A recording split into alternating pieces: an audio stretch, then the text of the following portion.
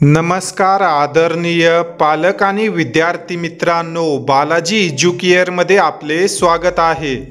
तर विद्यार्थी मित्रांनो, महाराष्ट्रातील विद्यार्थी आणि पालकांसाठी एक आनंदाची बातमी आलेली आहे। महाराष्ट्रामध्ये BSc नर्सिंग काउन्सिलिंग प्रोसेसला सुरुवात झालेली आहे। या ठिकाणी आपण ही नोटीस नंबर 8 पाहू शकतो। या ठिकाणी तुम्ही तारीख देखील पाहू शकता, 8 जुलै 2025 म्हणजे आजच ही नोटीस आलेली आहे।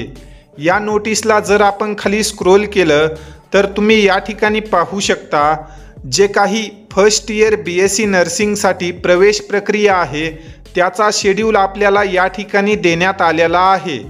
या ठिकाणी आपण हा शेड्यूल पाहू शकतो। जे काही BSc नर्सिंगचं इन्फॉर्मेशन ब्राउचर आहे ते आपल्याला आज मिळेल व जे काही नोंदणी आहे, ऑनलाईन रजिस्ट्रेशन आणि फीस पेमेंट, ही प्रोसेस 8 जुलैपासून 17 जुलै 2025 पर्यंत चालेल।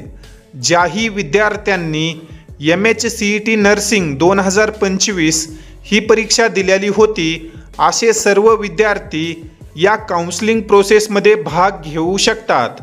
त्यानंतर इथे सिरियल नंबर 3ला आपण पाहू शकतो, फीस पेमेंट करण्यासाठी विद्यार्थ्यांना 17 जुलैपर्यंतच वेळ दिलेला आहे।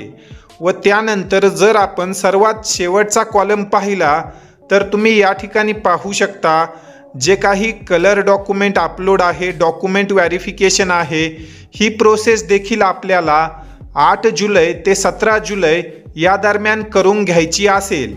व कॅप राऊंडचे जे काही शेड्यूल आहेत ते येणाऱ्या काळामध्ये पब्लिश केले जातील, असं आपल्याला CET सेलमार्फत सांगण्यात आलेलं आहे।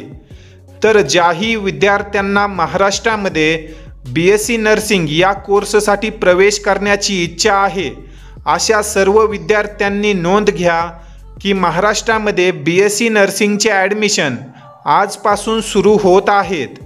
या अनुषंगाने जर तुमचे काही प्रश्न असतील तर तुम्ही कमेंट सेक्शनमध्ये विचारू शकता। तसेच ज्याही विद्यार्थ्यांना BSc नर्सिंगमध्ये प्रवेश करण्याची इच्छा आहे, असे विद्यार्थी बालाजी एज्युकेअरमध्ये पेड काउन्सिलिंगसाठी नोंदणी करू शकतात।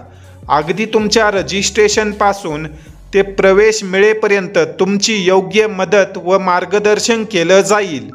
या संदर्भाने अधिक माहितीसाठी तुम्ही स्क्रीनवर जे तुम्हाला कॉन्टॅक्ट नंबर दिलेले आहेत त्यावर संपर्क करून पेड काउन्सिलिंग संदर्भात अधिक माहिती घेऊ शकता।